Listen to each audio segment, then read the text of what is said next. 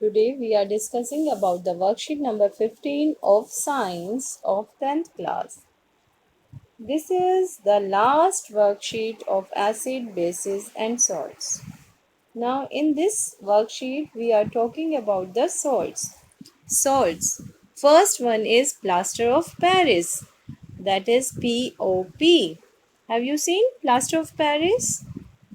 I think you have seen the plaster of Paris in your home, in their interior, right interior में आपने देखा होगा कि plaster of Paris का use होता है. Now what is it's chemical formula? Chemical formula is calcium sulfate CaSO4 half H2O. Now half, what do you understand by half? It's hemi. That means यहाँ half molecule of water added है किसमें? Calcium sulphate में, right? So its name is calcium sulphate hemihydrate, right? Now how it obtain, कैसे इसको obtain किया जाता है? तो इसे जिप्सम से ऑब्टेन किया जाता है.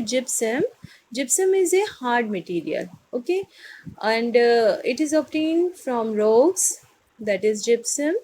After heating gypsum at the temperature of 373 Kelvin, that is 100 degrees Celsius, okay, 1.5 molecule of water evaporate.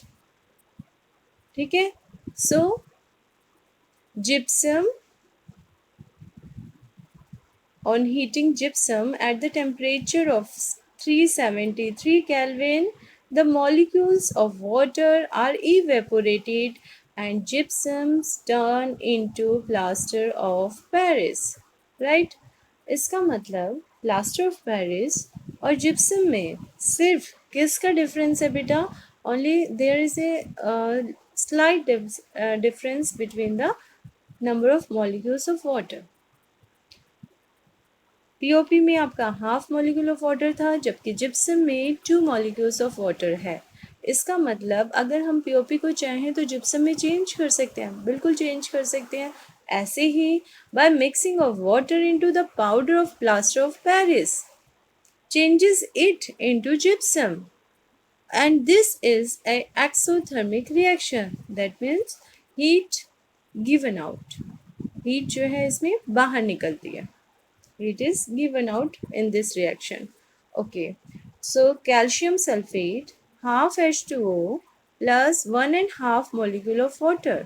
Limited supply of water देनी है हमें, ठीक है? तो ये हार्ड हो जाएगा और क्या बन जाएगा? जिप्सम बन जाएगा. जब हम आपने कभी देखा होगा स्कूल की वॉल्स पर भी देखा होगा, जब आपका स्कूल रेनोवेट हुआ होगा कि उसकी वॉल्स पर भी पीओपी है ना, उसकी एक लेयर लगाई गई थी और वो पीओपी को पानी के अंदर घोला और उसके बाद जल्दी जल्दी उसने दीवारों पे लगा दी. क्यों? क्योंकि वो क्या बन जाएगा? जिप्सम बन जाएगा और हार्ड हो जाएगा. ओके, जो प्लास्टर ऑफ पेरिस है, प्लास्टर ऑफ पेरिस की अगर प्रॉपर्टी की बात करें तो यही इसकी 2 प्रॉपर्टी है. First one is plaster of Paris is a white powder. Second one is mixing of water into the powder of plaster of Paris changes it into gypsum and it is a exothermic reaction. याद रखना है इसको, क्योंकि इसमें heat बाहर निकलती है. थोड़ी देर बाद जब हम जहाँ पीओपी कर देते हैं बेटा, वहाँ ठंडी हो जाती है वो पीओपी जहाँ की, क्योंकि सारी हीट जो है वो बाहर निकल जाती है. Some uses of plaster of Paris. Plaster of Paris कहाँ कहाँ यूज़ होता है? मेडिकल ट्रीटमेंट में इसका यूज़ होता है. वो कैसे?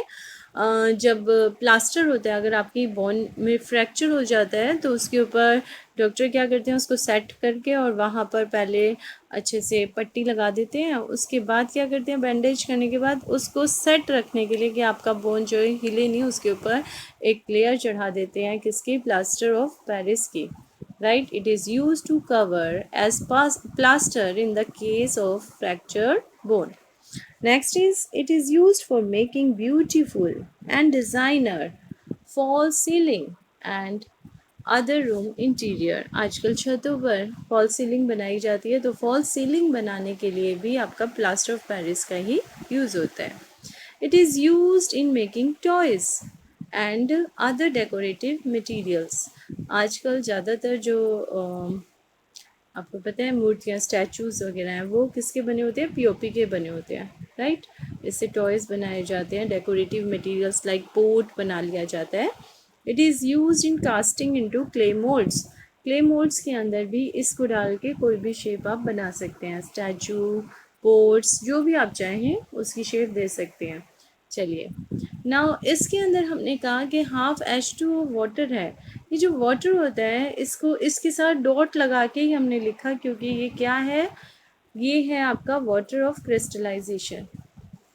ठीक है, मतलब वो क्रिस्टल बनाने के लिए ही वाटर है। अगर वो वाटर उससे ज़्यादा हो जाएगा तो वो क्रिस्टलाइन नहीं रहेगा, उससे कम होगा तब भी वो क्रिस्टलाइन नहीं है। तो क्या होता है वाटर ऑफ क्रिस्टलाइजेशन, या ये हाफ H2O कैसे जुड़ा हुआ है उसके लिए पढ़ते हैं, right. Are the crystals of salts really dry. क्या हम ये कह रहे हैं ये क्रिस्टल हैं, हमने कहा प्लास्टर ऑफ पेरिस क्रिस्टल है, तो क्या ये क्रिस्टल है, इसमें वाटर है, फिर भी ये क्या ड्राई है? यस, ये ड्राई है। तो ऐसा क्यों होता है? The crystals of salts appear dry, but many salts contain some water molecules. The fixed number of water molecule in one formula unit of a salt is known as water of crystallization. इसको यहाँ पर underline कर लो, ये आपकी crystallization की definition है। The fixed number of water molecule in one formula unit of salt is known as water of crystallization, right? एक fixed number होता है मॉलिक्यूल्स का जो किसी फॉर्मूले में सॉल्ट के एडेड है, बस वही वाटर ऑफ क्रिस्टलाइजेशन है। Salts that contain water molecules are known as hydrated salt. इसका मतलब आपने जो पढ़े ये आपका हाइड्रेटेड सॉल्ट था, POP. Gypsum is also hydrated salt. और कौन सा पढ़ा था हमने लास्ट वर्कशीट में बेटा? वॉशिंग सोडा पढ़ा था, that is also hydrated. Okay, now copper sulphate. Copper sulphate बेटा ब्लू कलर के क्रिस्टल होते हैं, बहुत शाइन ब्लू होती है, बहुत अच्छी सी। आप सबने लैब में देखा होगा, जिन बच्चों ने नहीं देखा वो जब स्कूल खुलेंगे तो आपकी टीचर ज़रूर दिखाएगी आपको कॉपर सल्फेट के क्रिस्टल्स। तो copper crystals of copper sulphate appears blue because it contains 5 water molecule. That means इसके फॉर्मूला में देखिए क्या है, 5 मॉलिक्यूल्स हैं किसके? वाटर के, राइट। समझ आ रहा है आपको? इसका कलर है blue. Okay, when crystals of copper sulphate is heated, अब हमने इसको हीट कर दिया, क्या होगा? It loses it's water molecule. Obvious है, जैसे ही हम हीट करेंगे तो वाटर मॉलिक्यूल इवेपोरेट हो जाएगा। ओके, अब क्या बच जाएगा यहाँ पर? जैसे ही हमने हीट किया ये खाली कॉपर सल्फेट बच गया, इसके साथ कोई भी वाटर ऑफ क्रिस्टलाइजेशन ऐड नहीं है, तो इसका कलर हो जाता है वाइट। अगर इसके अंदर वाटर ऑफ क्रिस्टलाइजेशन ऐड होगा तो इसका कलर होगा ब्लू। ठीक है, एक बार वाइट हो गया, आपकी टीचर ये करके दिखाएगी बेटा, बिल्कुल बाकायदा आपको टेस्ट ट्यूब में लेकर कॉपर सल्फेट आपको वाटर ऑफ क्रिस्टलाइजेशन के साथ डाल के दिखाएगी। ठीक है, उसके बाद हाइड्रेटेड सॉल्ट मतलब दिखाएंगे, उसके बाद इसको हीट करेंगी, तो हीट करने के बाद ये वाइट हो जाएगा। लेकिन थोड़ी देर बाद क्या होगा, जैसे ही आपने मॉइस्चर में इसको रखा धीरे धीरे इसका कलर दोबारा से ब्लू होना शुरू हो जाएगा। ठीक है, it turns blue again when it expose to the air और moist present in the air. Now these are some salts, 4 salts आपको दिए हुए हैं। ये सारे सॉल्ट्स ऐसे हैं जिनके अंदर वाटर ऑफ क्रिस्टलाइजेशन एडिड है।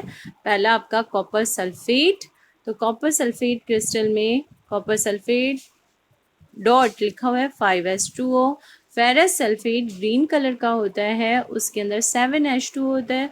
सोडियम कार्बोनेट जो हमने लास्ट वर्कशीट में पढ़ा था, वॉशिंग सोडा, उसका कलर वाइट होता है, उसके अंदर 10H2O था। जिप्सम अभी अभी पढ़ा है हमने और उसका फॉर्मूले में 2H2O है।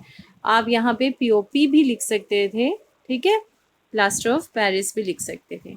अब पहला क्वेश्चन है, आपको अच्छी सी वर्कशीट समझ आ रही है? अगर आपको वर्कशीट समझ आ रही है तो इसको लाइक, शेयर एंड सब्सक्राइब ज़रूर कीजिए, right.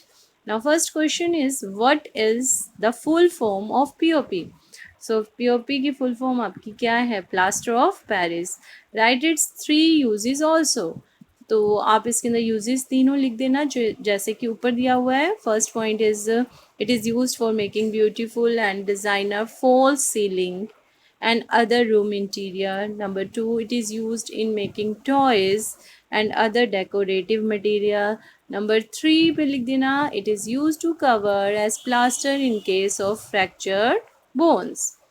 Next is define the term water of crystallization. मैंने आपको अंडरलाइन कराया था, वही लिखना है.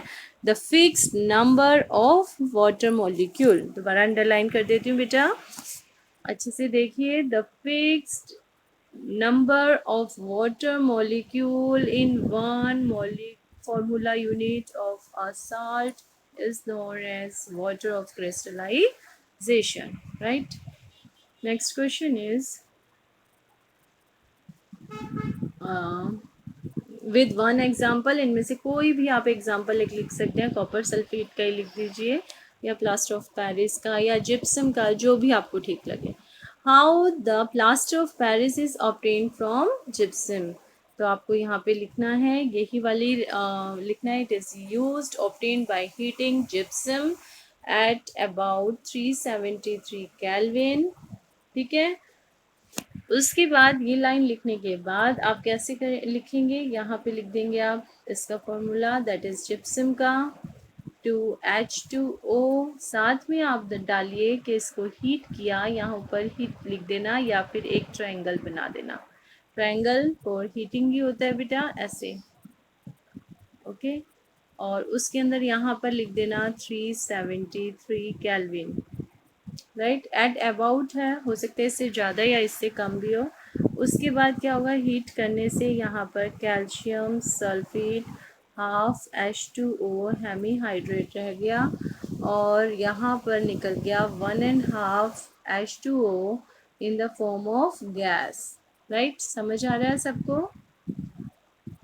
दोबारा बताऊं क्या, आपको यही लिखना है. उसके बाद इससे आगे की रिएक्शन में हमें क्या लिखना है, इसको हमें गर्म करना है, हीट करना है. हीट करने के बाद क्या बना हमारे पास, ये बन जाएगा बेटा CaSO4 ½ H2O, जैसे कि यहाँ लिखा हुआ है बिल्कुल सेम. ठीक है. प्लस क्या निकलेगा, 1½ molecules of H2O in the form of gas. Right, क्योंकि ये इवेपोरेट हो जाएगा. Next question is what happens when crystalline copper sulphate is heated. तो क्या होगा, उसका कलर वाइट हो जाएगा. बिल्कुल यही वाला लिखोगे. क्रिस्टलाइन है, दैट मीन्स ऐसा कॉपर सल्फेट है जिसके अंदर वाटर मॉलिक्यूल एडेड है. तो आपको ये रिएक्शन लिखनी है. उसके बाद लिखना है आपको